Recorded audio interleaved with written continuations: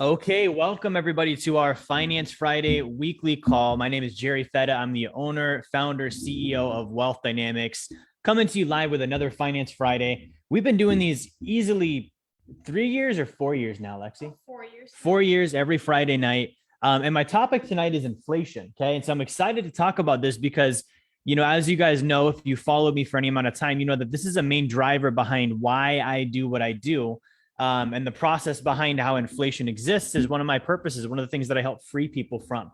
Now, the other thing is I want to make sure that we're solution oriented, right? Meaning that when we talk about this tonight, we're not focused on all of the things that are wrong and all the things we can't do and the reasons why we can't prosper because it's all the big bad inflation's fault, right? Inflation exists. That's part of life. We're going to talk about it. We're going to make sure that we're educated on it, but it's definitely not something that can hinder us from becoming financially successful. Okay. Now, before I dive into this, I want to preface this again with something I talk about every time, which is I want to make sure as you're watching this that you have a purpose with this course. Okay. So really quickly, think about what's your purpose. What are you here for? Why are you watching this? And it needs to be more than just entertainment. It needs to be more than just you tune in every week because that's what people do.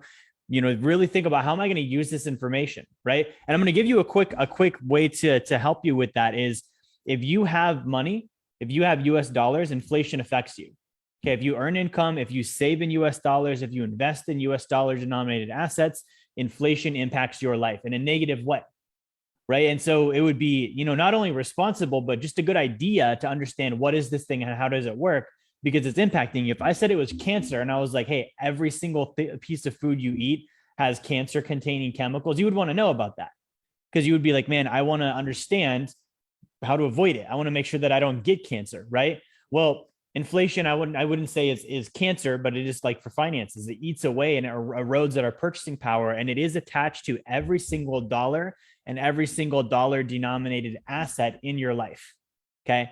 So the purpose is how do I get out of that? And how do I prosper and how do I become financially independent regardless?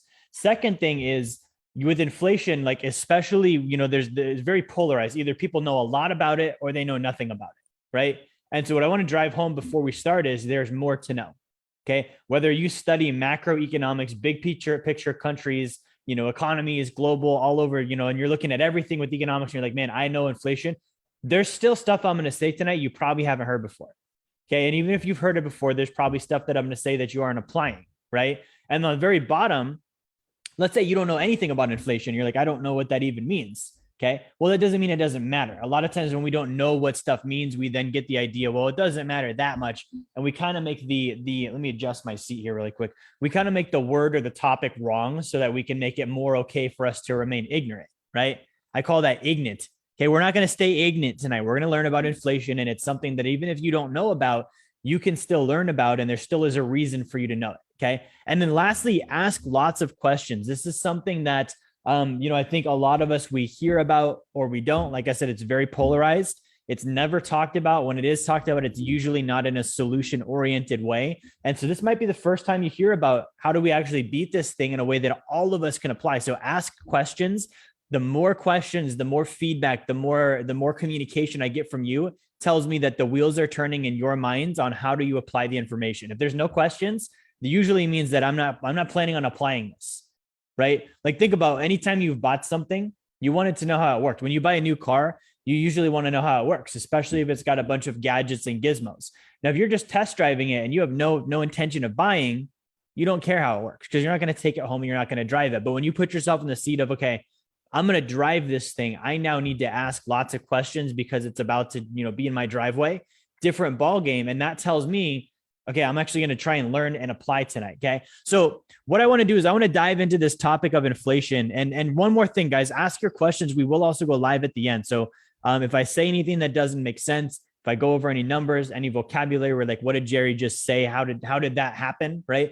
Ask those in the comments. I'll answer those right away. And then also if you have, situations, scenarios, problems, things that you'd like to communicate with me about, we'll go live here tonight and I'll answer those on Zoom live. We'll actually put you on the mic. We'll mic up and talk. If you're on Facebook, drop it in the comments and we'll talk about it there as well. Okay. So without further ado, let's dive into this. The truth about inflation. Now, with my financial education and content, I really focus on three things. Okay. Simple, true, and applicable. right? So we're going to talk about inflation tonight in a way that is simple, in a way that's actually true, in a way that's applicable, that you can actually leave this course and go do this in your life and improve. Okay. Now, the first thing we've got to ask is, what is inflation, right? What is that even? Because when I first heard that, and you guys have heard this story, I think I was in maybe 7th grade when I first heard the term inflation, and I heard it in the means of like an economic, stance where it's like, hey, inflation with currency and money and economics. And I was like, okay, well, what is that? Right. And I thought about a basketball. I was big into basketball, and I thought about when you inflate a basketball, you pump it up with more air. Okay. And so I wasn't off. I wasn't wrong, because that is kind of a definition of inflation. When we look at it with economics, the actual definition, if you look in the dictionary, is a general increase in prices, right? So that's one part of it. The second part of it is also, it says, and a fall in the purchasing value of money. Can I put little quotes around money, because money is not what we use today. We use currency. Okay. Currency is a medium of exchange, not a store of value. Money would be both a medium of exchange, we exchange it back and forth, and also a store of value. The US dollar is not money, right? So this definition actually would be partially incorrect, because it's not money. We're talking about currency specifically, because we don't use money anymore. And that's part of what we'll cover tonight. But basically two parts of inflation. Prices go up. Now it says general, right? General means in a very broad sense, a very broad increase, right? So there's economics, and economics, there's macro, big picture, and then micro, small picture, right? I like to relate this to the weather. Micro means it's raining in Tampa. That's where I'm at. Right now it's raining in Tampa. That doesn't mean it's raining in the United States. That would be macro. If the entire United States was raining and covered in precipitation, we could say, hey, the macro, climate of the United States is raining. It's not true though. Usually general, meaning macro, means generally everyone's prices went up. Doesn't matter what state you're in, doesn't matter what city you're in. In general, most prices went up. That's what it's saying here. Now, again, that's kind of an unrealistic statement, because in one area, I can show you high prices in this country, and I can go to another area and another state and another city and show you low prices for the same thing, right? So this idea of inflation, it doesn't always apply across the board. And that's one of the first things that I want to talk about tonight is, when we hear inflation, it doesn't always mean you're experiencing it. Okay. Sometimes it means you are, but it doesn't mean everyone else is, right? So we have to also remember the original definition of economics. The derivation of that relates to your own personal household. It means the management of a household. So when we talk about economics, I don't want you thinking about the United States, because you're not the United States.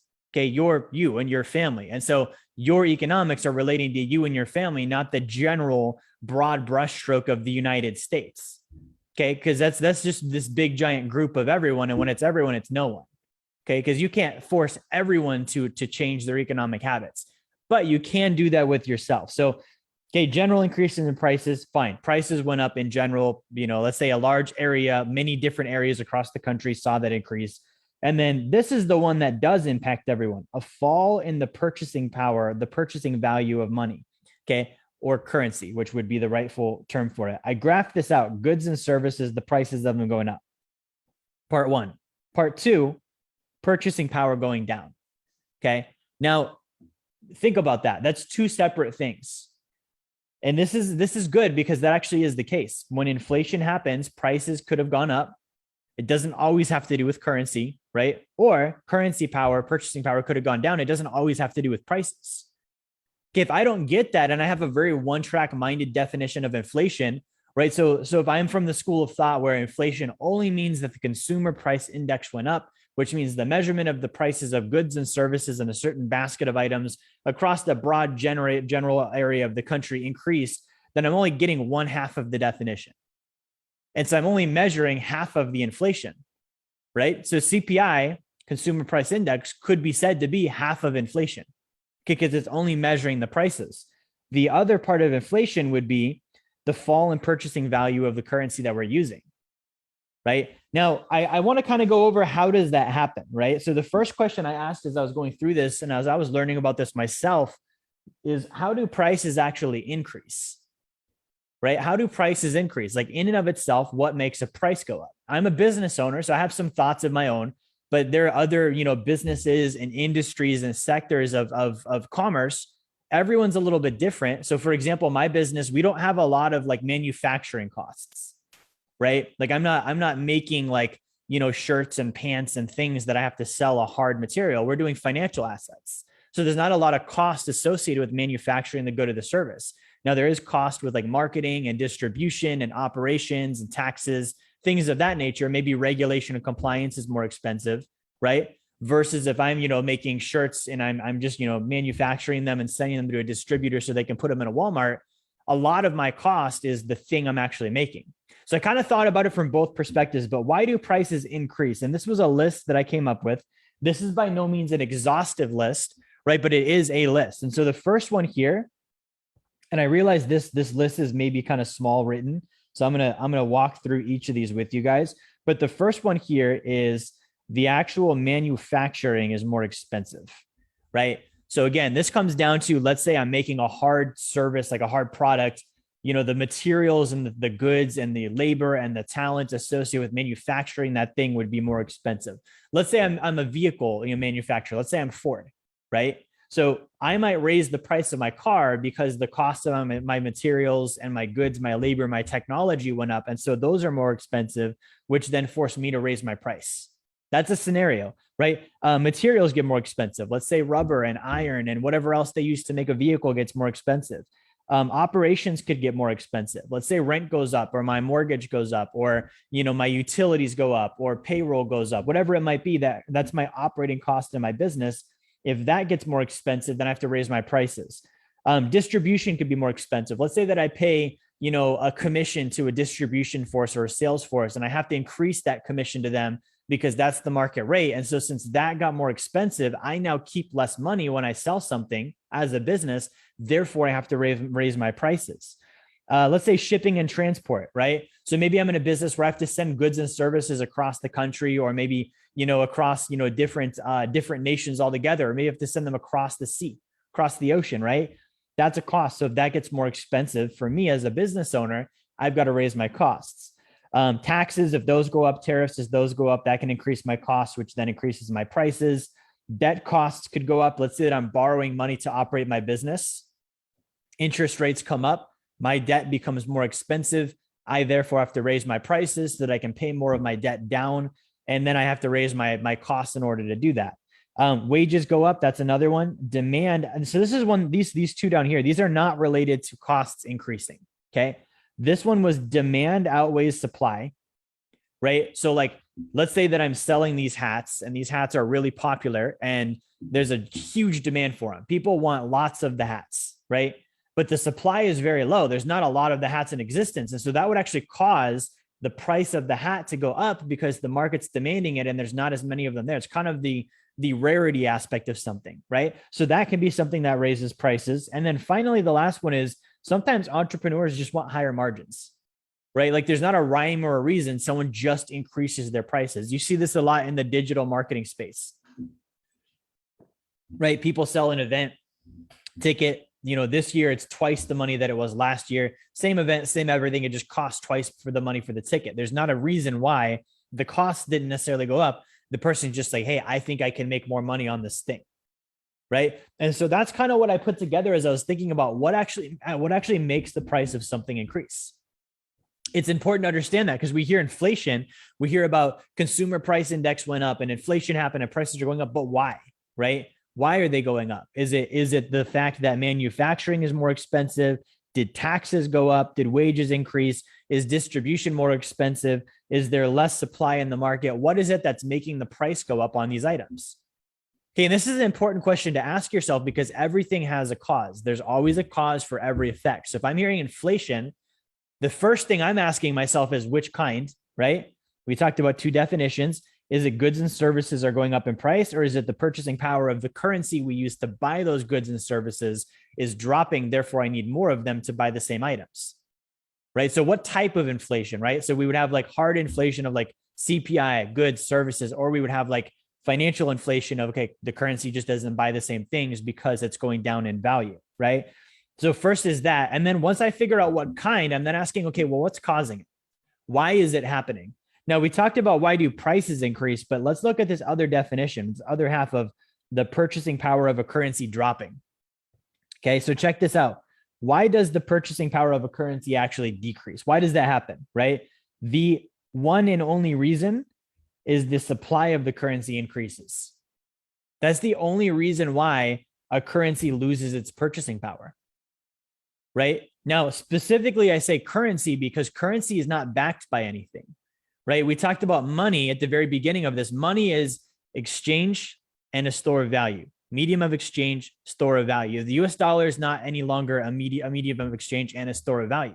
It doesn't store value anymore. It actually loses value. Okay, it's not backed by gold. It's not backed by anything but the faith of that the U.S. government will continue to work and operate and be able to pay. That's the only reason why anyone accepts the U.S. dollar, right? So what happens is when we make more currency, we increase the pool of the currency that exists. We put more dollars into the economy and into the system. The overall buying power of each of those units, those dollars, goes down. Okay, I like to relate it to if I put, let's say soda in this cup, right? I fill it with Coca-Cola, right? Certain amount of Coke, certain amount of water, good mix, tastes good. Everyone agrees that's a good product, right? But if I start dumping water in this, I'm increasing the pool of what's in this cup, but I'm diluting the actual potency of the Coca-Cola, right? That happens with currency.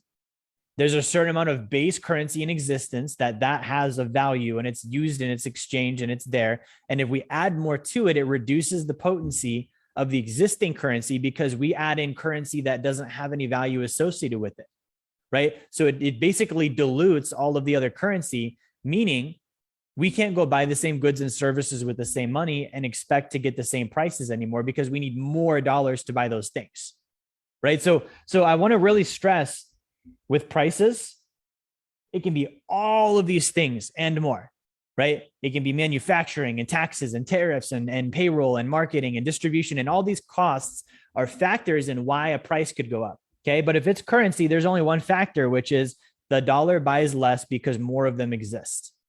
The more dollars that exist, the less dollars that there, the less products and services they can buy. Now, what I wanted to look at is how does this happen, right? We look at, okay, well, how do materials get more expensive? Now, I thought of this in the long run because inflation has been around for a long time. It's not a new thing.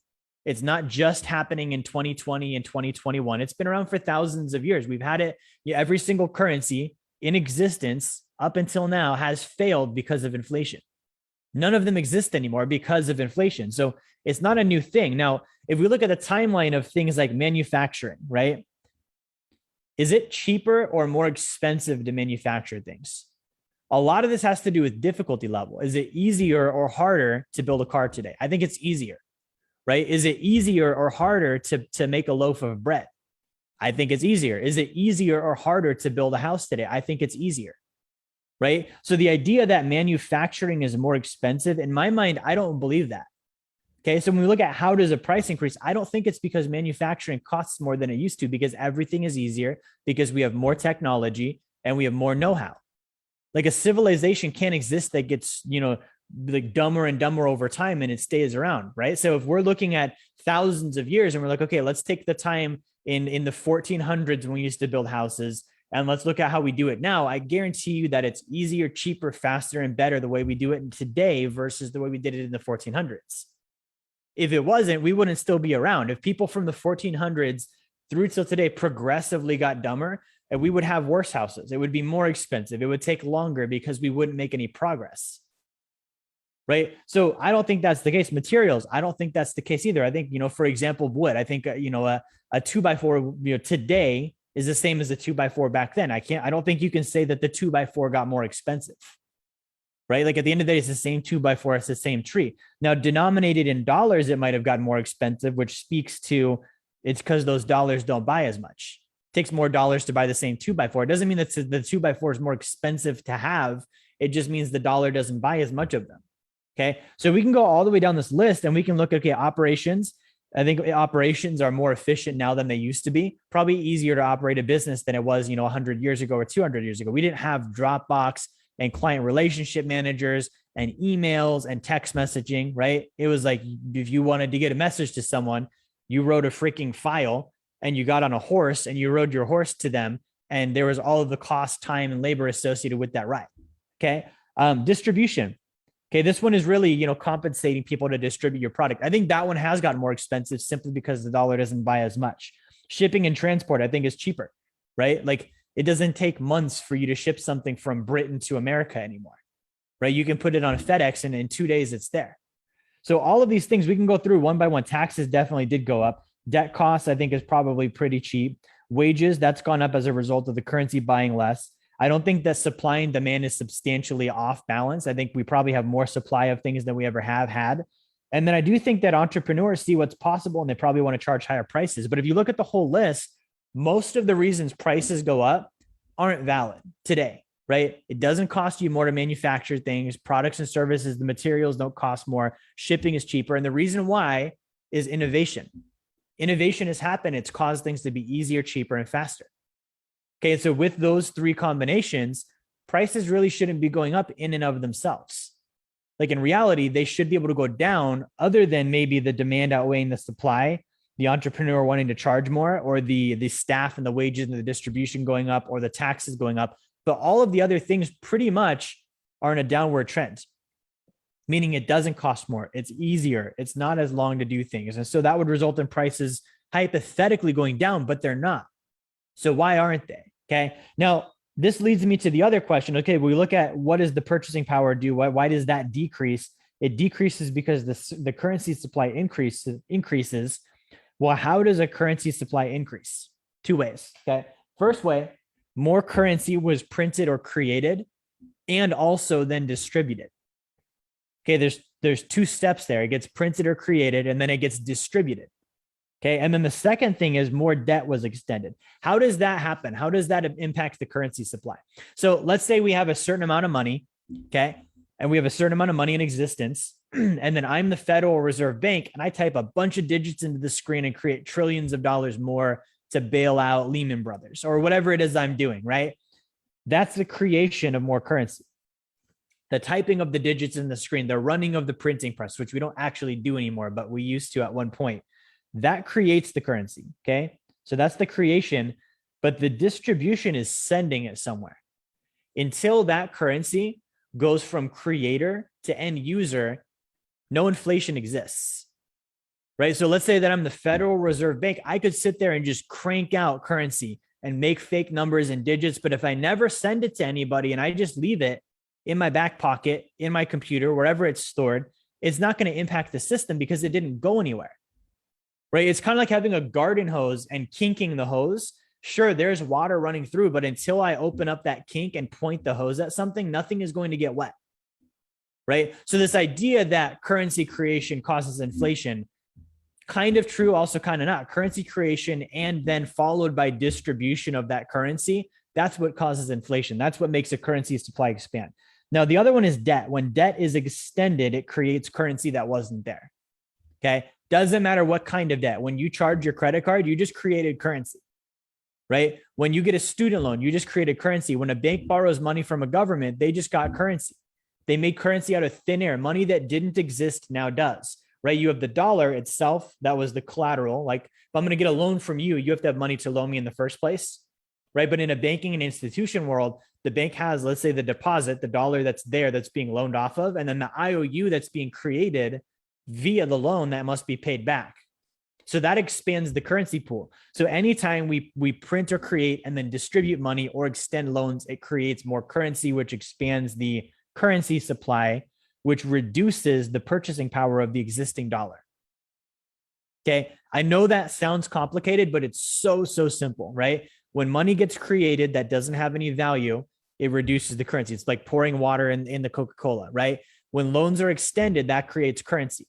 Those two actions creating currency reduces the value of the existing currency because it dilutes it by adding in essentially water, valueless currency, into a potent source, right? We're tracking with that. Hopefully we've all got that concept. Okay. Now here's the thing. The currency supply has always been increased. Think about this. The reason why is because the population increases. Let's say that in the 1700s, let's say that there was a whopping $1 billion of currency. That was probably a lot of money back there. I'm making this number up, but let's say in the 1700s, there was a whopping $1 billion of currency in existence. And that was a lot of money back then.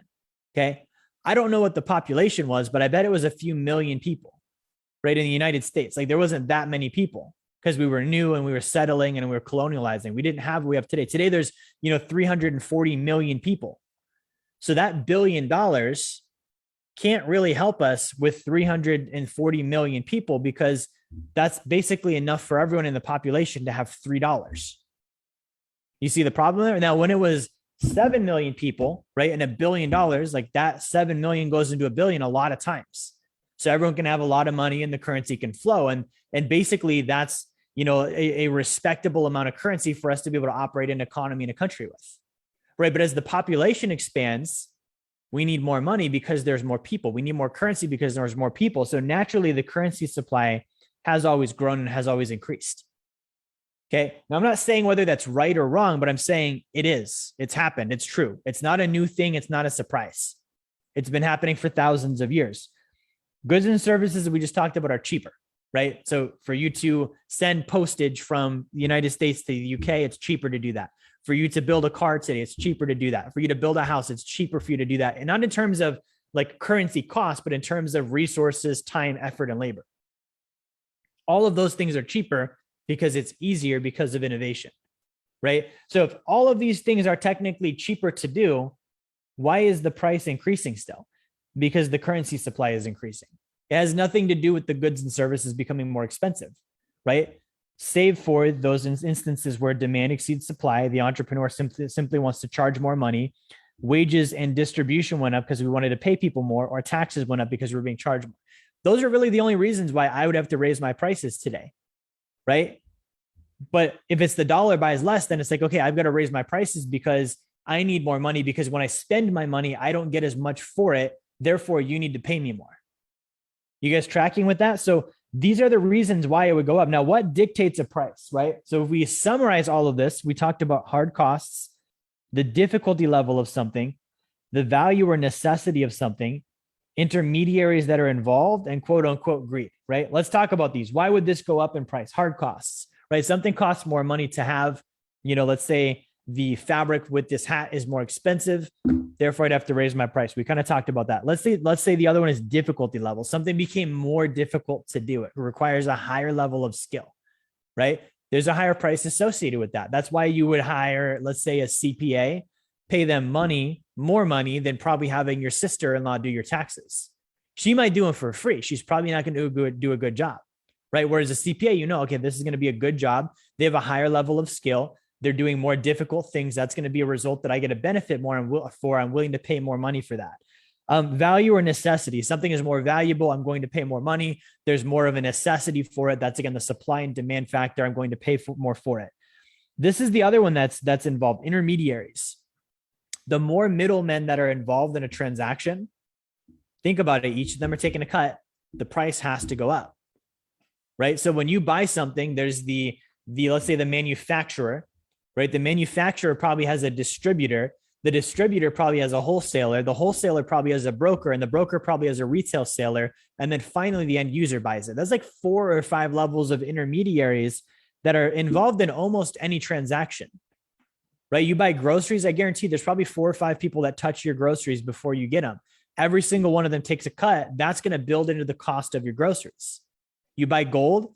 There's the miner, there's the refiner, there's the assay, there's the mint, there's the wholesaler, there's the broker. That's 6 people before you get it, right? Each of them takes a cut. That's going to be built into the price. Okay. So intermediaries always will raise price. And then greed, quote unquote, is the other one. The aspect of I want to raise prices just because I can, right? Now, I'm not saying whether that's good or bad. I'm just saying there's not a reason that I would do it other than just I want to.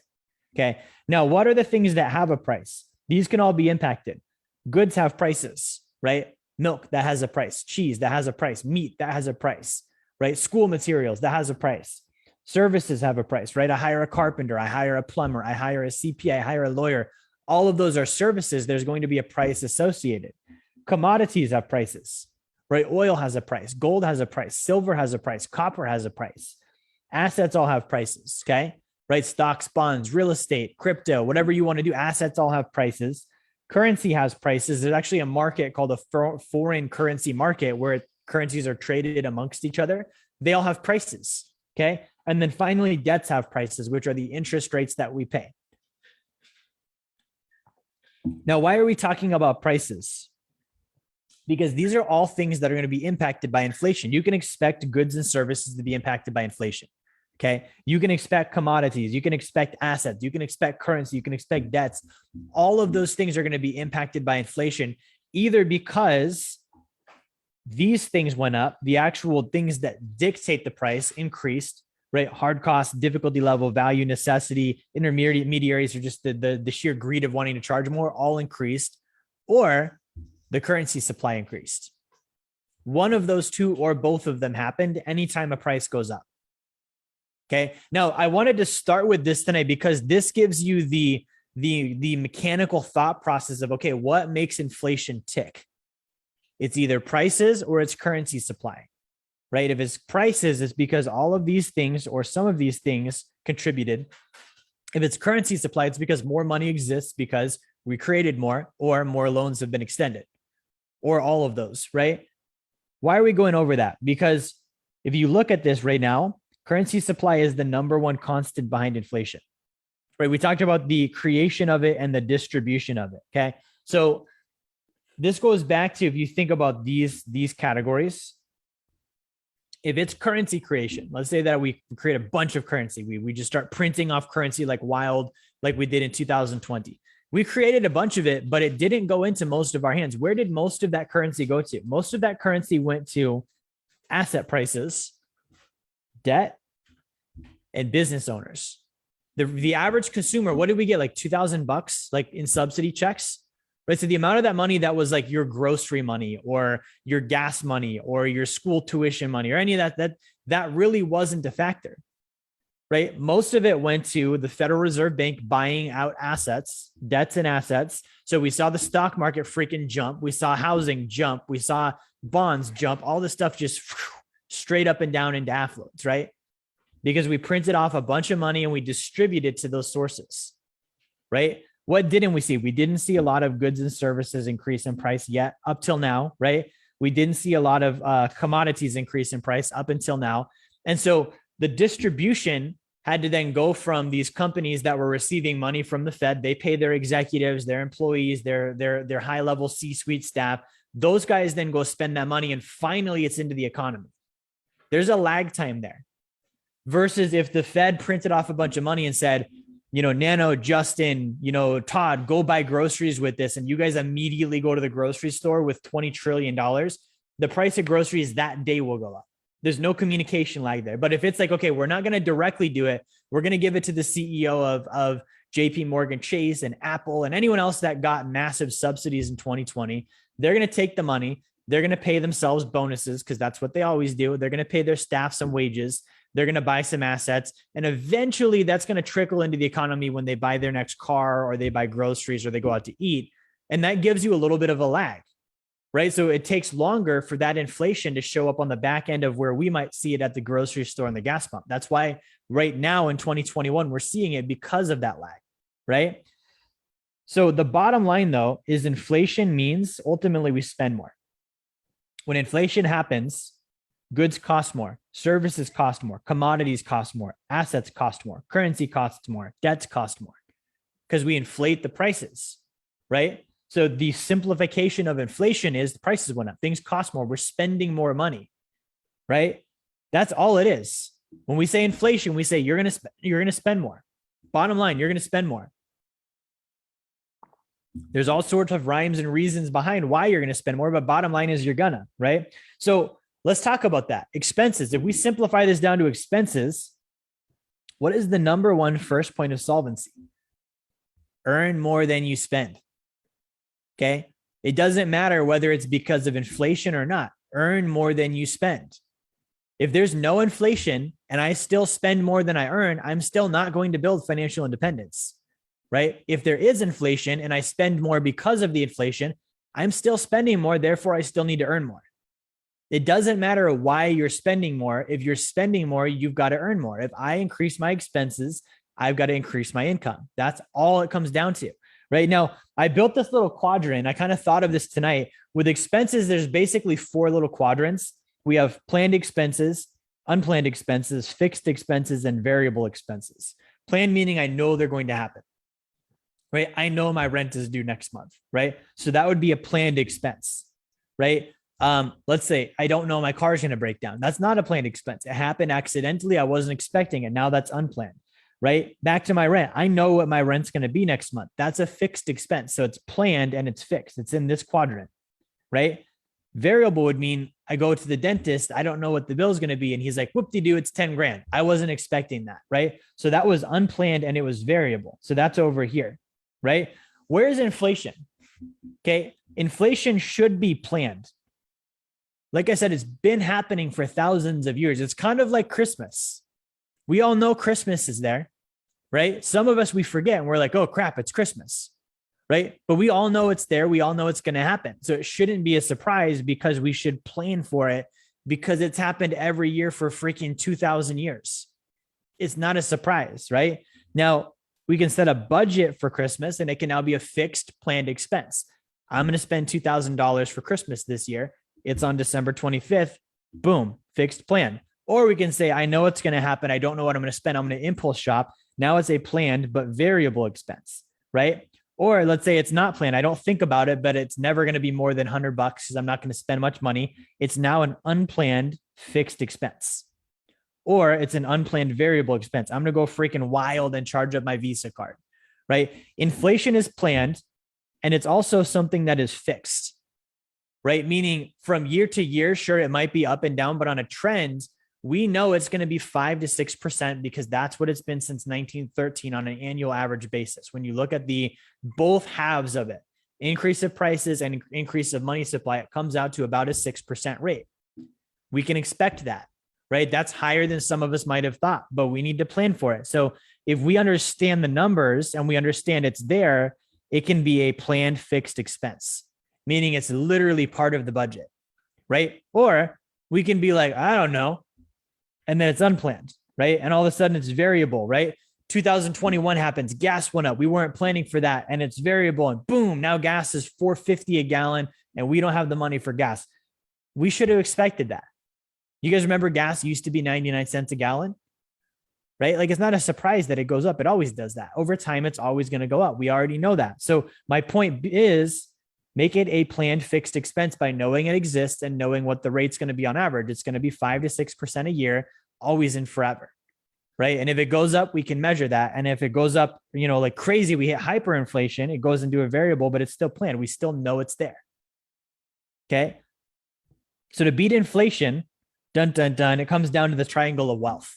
If we know inflation is going to be 6%, meaning things are going to cost 6% more through a combination of prices rising and currency pool increasing, we already know that. We need to go earn 6% more this year than we did last year.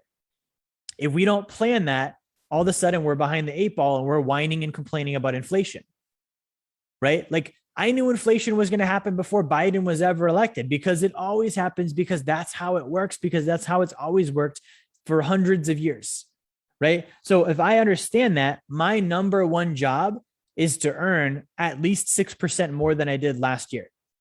Like bottom line, if I just do 6%, that means that my wage effectively is the same as it was last year. So I should really be thinking about how do I do 12 or 25 or 50%? Because if I do 50% increase in my income, inflation doesn't matter.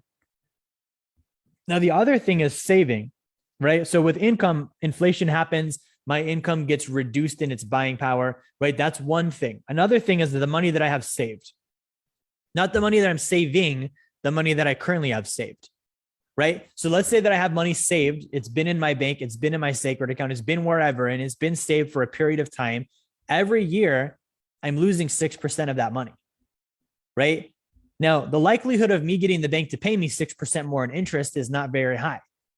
So what do I have to do? I have to save 6% more of my income year over year in order to replace the money that I'm losing, which means if I'm not increasing the dollars saved by 6% every year, at least, then I'm saving less and less money every year because of inflation, right? So check this out. If I earn 6% more and I save a fixed percentage of my income, let's say that I save 40% like we talk about. If I increase my income by 6%, that is going to increase my 40% by 6%. Not saying I'm saving 46%, I'm still saving 40, but it's of a bigger number. Therefore, I'm going to save more dollars and I'm going to automatically replace what I'm losing, just by saving a fixed percentage and making sure that I earned at least 6%. You guys seeing that? Now, the other aspect of it is investing. I need to supplement by at least 6%, right? So when I'm investing, I need to be making at least a 6% return just to make sure that my money is breaking even essentially. And then if I want to supplement and eventually not have to earn 6% more, then I need an additional 6, which means I need to be making about 12%. 6 to replace what I'm losing, and then 6 to ease the burden of me having to go actively earn another 6. And if I can do that every single year, then inflation is not going to affect me. Right now, if it goes up higher than 6, then I have to increase my income. Let's say it goes up to 8. I need to increase my income by at least 8%. I need to save 8% more money. And these need to be 8s instead of 6s. Right. But I can plan for that. It's not a surprise. It's not this terrible thing that if I try and do anything, it's impossible still. And I'm going to lose no matter what because of inflation. No, this is math. It's not even hard math. It's arithmetic. Can you add? Can you subtract? Can you multiply? Can you divide? If you can put together a strategy to beat inflation, right? Now, the other part is, can you work? Can you save? Can you invest? If you can do those 3 things, you can go implement the plan, right? Now, here's how this looks if we draw this out. If I earn, right? Ideally, I'm earning, and then that's flowing into my saving. But if I have a 6% loss, then I have to supplement that. Right? When I'm saving, that should be flowing into my investing, which means if I have a 6% loss, I need to supplement that. When I'm investing, this should cycle back and supplement my earning, which again, if I'm at a 6% loss, I need to supplement that, which means if I'm earning and it's going down by 6%, which means that I can't even pay my bills anymore at the same rate that I used to. Not even talking about saving money. We're saying rent costs you 6% more because the dollar buys less. My saving is happening at a 6% decreased rate, which means it's going to take me longer to invest. My investing is happening at a decreased rate, which means it's going to take me longer to be financially independent. And it's all because I didn't increase my income, right? Cause and effect, guys. Like what I'm getting at here is you fight inflation through income. I fight inflation through income. If I don't, there's not another way to do this, right? So again, if I can earn 6% more, I'm pacing with inflation. If I can save a fixed percentage of that income, I can save more by earning more through that 6%. And then if I invest systematically based on an amount and I earn at least 6% of my investments, then I can at least earn the rate of inflation and I'm fine. Guys, again, inflation, it's not a surprise. We've known about it for thousands of years. Okay. And I drew this little illustration to show us this. Let's say this is the currency supply, right? Let's say it started here. This was, hundreds of years ago when we first started as a country, we had a certain amount of currency, right? We kind of talked about this before, right? The currency supply increases. It goes out to here, right? This is phase 2. And then it increases again and it goes out to here. And this is phase 3. And it continues to increase over time because that's how it works. It goes into 4, 5, 6, and we continue growing the pool of currency. This is representing inflation for sure, right? But what it's also representing is not only did prices go up, so did the currency available for me to go and get, which means it should be easier for me to earn more income because there's more to earn. There's more money out there. Sure, it doesn't buy as much, but it's easier for me to get because there's an abundance of it. There's more supply than there is demand. How many people do you know out there that are actually trying to become a millionaire? How many people do you know that are actually trying to earn $250,000? How many people do you know that are actually trying to be financially independent? The demand for income is not there.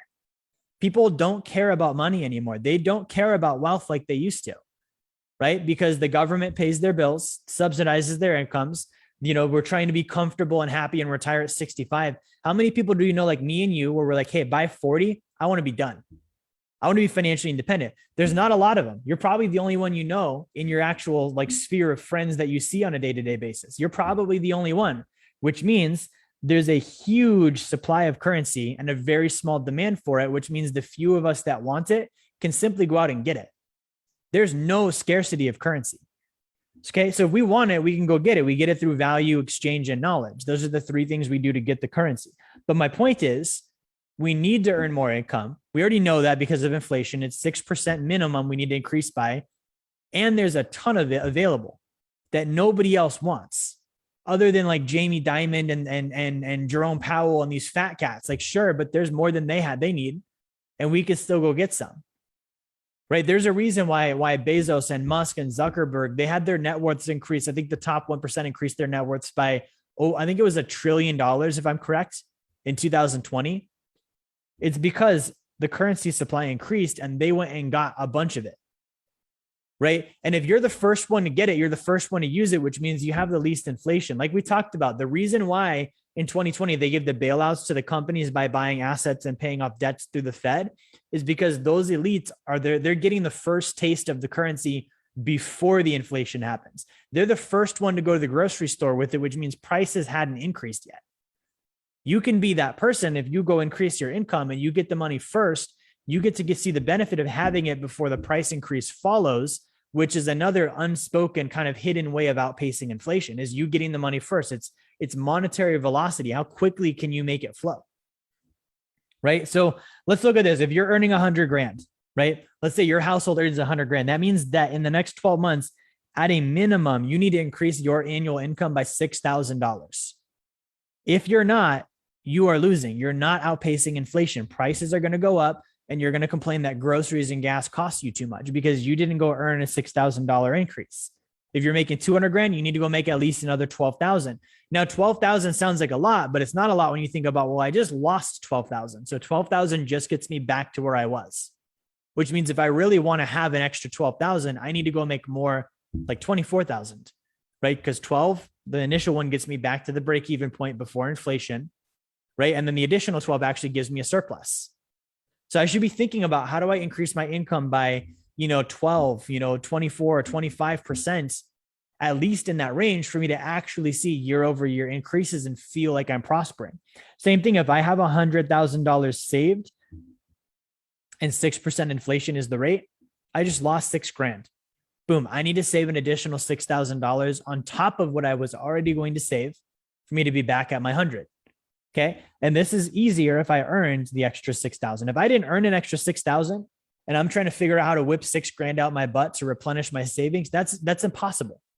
That's where you speculate or you steal or you gamble or you do dumb stuff, right? If you just go earn the 6 grand, boom, no problems. Okay. And then finally, $100,000 invested. If I'm earning 6%, most people are, when you average out their mutual funds, it's that or less when you include taxes and fees.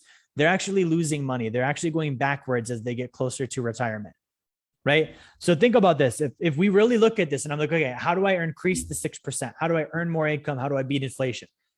My opinion and my experience tells me you do it through active income, right? You can't do it through saving because you can only save what you earn in the first place. So if I'm like, oh, I'm going to save another 6%, I can only do that for the amount of income that I have. If I don't increase the income, I can't increase the saving, right? I personally don't do it through investing because when I increase returns, I analogously increase risk. So if I'm earning 8 and I'm like, okay, I need to go earn 14 now. Good luck, first of all, finding 14. And if you do find it, it's probably risky as hell, right? Compared to an 8% deal, right? So I don't want to increase and beat inflation solely through my investing. I want investing to scale my money. I want to earn 8s and 10s and 12s all day long that I can rely on and not worry about risk and loss. And then I'll go supplement the loss through my earned income because earned income has no risk and it's unlimited, right? Saving, it's limited. I can only save so much. Investing, the more I invest at the higher rate, the more risk is involved. If I just go sell or work or earn, there's no risk involved with that, right? It's unlimited. I can do that as much as I want to. Okay. So that's what it comes down to. And it comes from a willingness to work. Passive income is the goal, but the means to getting there is active income. You have to know how to sell. You have to know how to market. You have to know how to hustle. You have to know how to work hard and actually go do those things. And if you do that, the currency pool is for the taking. I guarantee you, I'm going to get mine. I know some of you guys watching are going to get yours, right? But if you're like, man, how do I beat inflation? That's it. That's the answer. Go earn more. That's all it comes down to. There's not another answer. There's not a silver bullet, right? So how do we beat inflation? How do we not beat inflation? We do not beat inflation through buying. Think about it. If I'm like, okay, I'm going to beat inflation by buying, solely by buying. I'm going to buy the right amount of gold at the right time. And that's going to be the magic thing that makes me beat inflation. I'm going to buy the right amount of crypto at the right time. And that's going to be the magic thing that beats inflation. Guys, buying increases inflation, right? The more you buy, the higher prices go. You've seen this with stocks. The more people buy stock, the higher the price goes. So I'm actually causing inflation by buying, not beating inflation. Selling, That's a short-term game. I can sell my stuff. Sure. I can sell my house. I can sell my car. I can sell my assets. That might last me for a time. But again, the value that I'm getting when I sell it is decreasing by at least 6% every year. So I sell it, it's eroding by 6%. And then I'm also spending it to supplement for inflation. I'm going to be out of money soon. So selling is not a way to do it either, right? Subsidization is the other one. Well, I'm going to get universal basic income and food stamps and child tax credits and COVID loans and whatever else. Okay, this actually increases inflation as well. Think about it. When you borrow money, that you increase the currency supply, boom, inflation goes up. And then taxation, this is the other one. We can fix it by taxing the rich people. Guys, when the rich people get taxed, you don't see that. The government does. Okay, most of the government's budget goes to debt that they owe to the Federal Reserve Bank and war. Those are the number 1 and 2 things they spend money on, right? You're not seeing that. So you're like, oh, tax the rich people. Great. So we can go invade the next Afghanistan and pay more money to the Federal Reserve Bank. That's not helping you one bit. Okay. The government can't help you. Taxation is not the answer, right? So you have to go through and earn the income, which means you have to have knowledge. You have to actually educate yourself and have some kind of a knowledge and actually have a value with that knowledge where you can help others and then exchange it with them. You have to communicate with someone and be in front of them and interchange with them and actually make a transaction happen. Whether that means you show up to a job with a boss and a paycheck and a time clock and you clock in and you work, or it means you sell something, or it means you run a business. Those are the requirements for earning income. There's not a shortcut around that. Okay. So here's the quote. And this is the one that everyone says with inflation is a high tide rises all boats, right? We've all heard this. A high tide rises all boats, right? But it doesn't rise all oceans. I'm in Tampa Bay. Just because the tide in Tampa Bay went up doesn't mean it went up in the Mediterranean Sea. They're not the same ocean. Okay. And my point with this is just because inflation is happening in one area does not mean it's happening in every area, right? A perfect example of this right now is gold, right? Bitcoin is going up, gas is going up, groceries going up. Gold's been pretty flat. And the reason being is that's not the ocean that inflation is pointed at right now. The fire hose is not pointed at gold. Okay. And they wouldn't want it to be, because then you would be buying more of it because you'd be like, yeah, we were right. The price went up. They don't want you to own gold. They want the Fed to own it all. Right. So that's an example of one where the tide went up, but all the boats didn't, because all of the boats aren't in the same ocean. So it's important to understand, again, what kind of inflation is happening? Why is it happening? How is it happening? And where is it happening? And if I can answer those questions, I can understand it. But regardless of any of that stuff, it's great to know this. You should know it. Regardless of any of it, you have to go earn more income. And you have to do it at a rate of at least 6%. And you have to save at least 6% more than you did last year. And you need to be earning at least 6% on your investments, no matter what. Right? Those are the 3 things that we take away tonight. So the bottom line is inflation is real. It is not new. It is not a surprise. It has never prevented wealth building. Guys, inflation, rampant. Boom. People still got wealthy last year. Jeff Bezos, these guys, they increased their net worths by $1 trillion. So inflation doesn't stop you from building wealth. It might slow you down and it might make it harder and it might make it take longer if you're not earning more, but it's never prevented wealth building. It's existed for thousands of years. People have built wealth for thousands of years. And then finally, the only solution is we must out earn it. So what is the action plan? The action plan here tonight is calculate your annual household income, right? When you get off tonight, when you do this weekend, calculate your annual household income. What do you make in a year? And what is 6% of that number? And at a minimum, you need to make at least that much more money in addition to what you already make over the next 12 months. Probably more than that, right?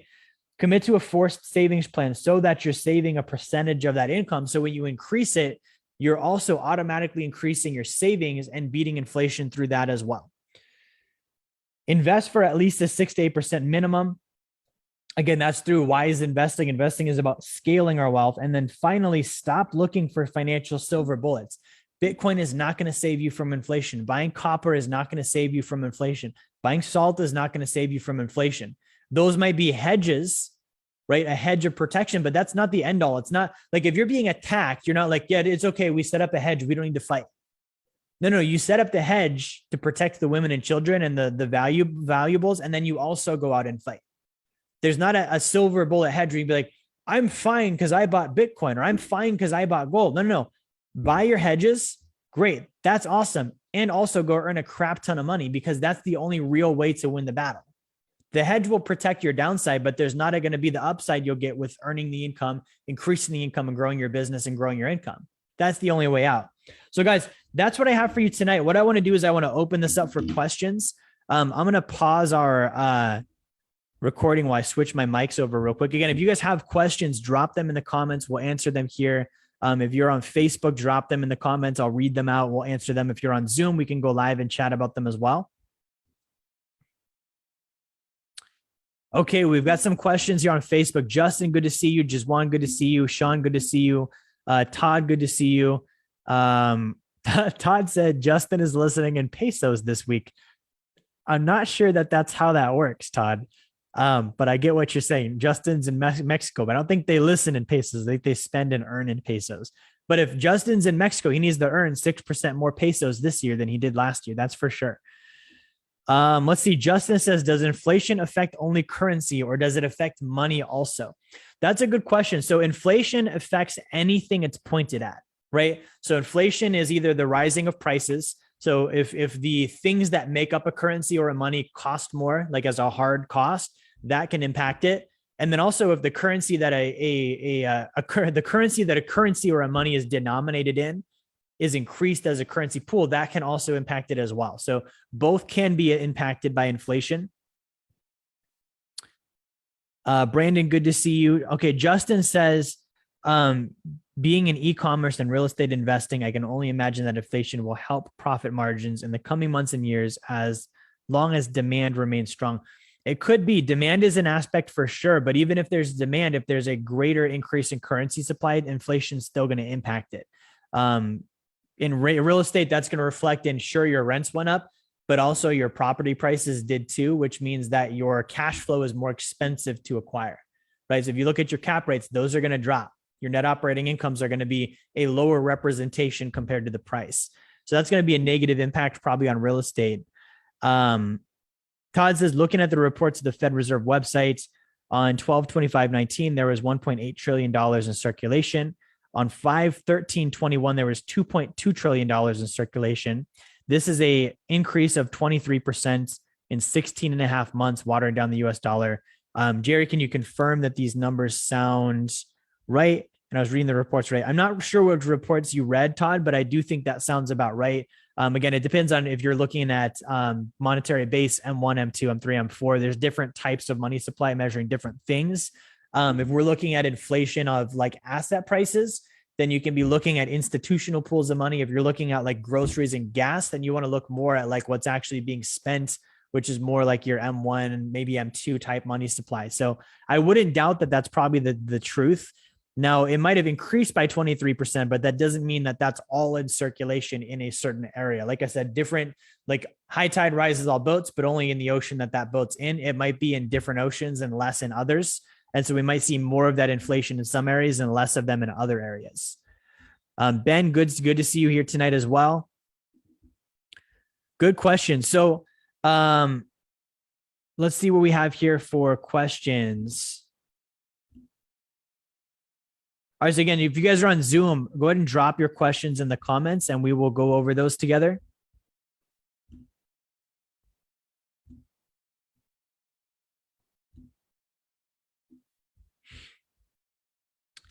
All right, we have, so Nilufar says, can you explain deflation and stagflation? So deflation is basically when there are more goods and services than money. And so actually that's the opposite of inflation. Prices tend to decrease because people are trying to incentivize others just to buy, right? So there's a bunch of supply, there's a bunch of cup, but not a lot of water. And so we're trying to get people to pour more water in the cup to balance out the prices. Typically that's going to result in prices dropping, and then eventually, layoffs happening, employment stopping.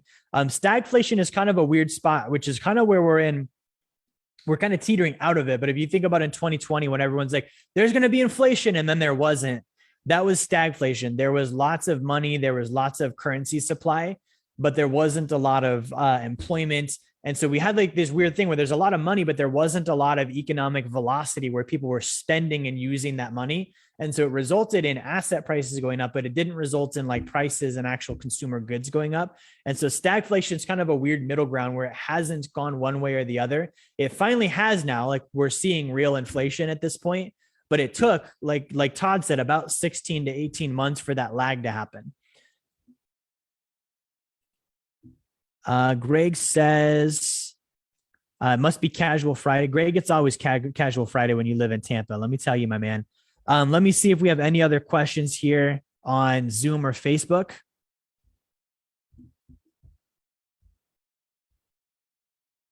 So again, guys, moral of the story, the point of the course tonight, increase your income. There's not another way to beat inflation. Sure, the currency buys less. You just need to go earn more of it. I think that covers it, guys. Now, what I want to do is I want to give you a challenge. If you have not gotten a copy of my book, grab one, okay? This is the book that I wrote last year, Blueprint to Financial Freedom. And this will go through how to build financial freedom in your life, how to build wealth, how to build financial independence. And actually we'll go through quite a bit on how to beat inflation, right? A lot of the stuff we talk about, the 40% rule, the investments that we do, the tax strategies that we do, different things we do, they allow you to increase your income, for you to keep more of your money and invest it and do that triangle of wealth like we talked about tonight. So if you haven't gotten a copy of this book, again, that's Blueprint to Financial Freedom. You can go to jerryfetta.com/B2F. Again, that's the letter B, the number 2, the letter F. That is all I have for you guys tonight. Make sure that you like, share, and subscribe. We will be back again next week. If this is your first time listening and you'd like to connect with a member of our team, reach out to Nano Aquino in the comments or shoot him a DM. You can also go to our website. That's all for now. I'll talk to you guys next week.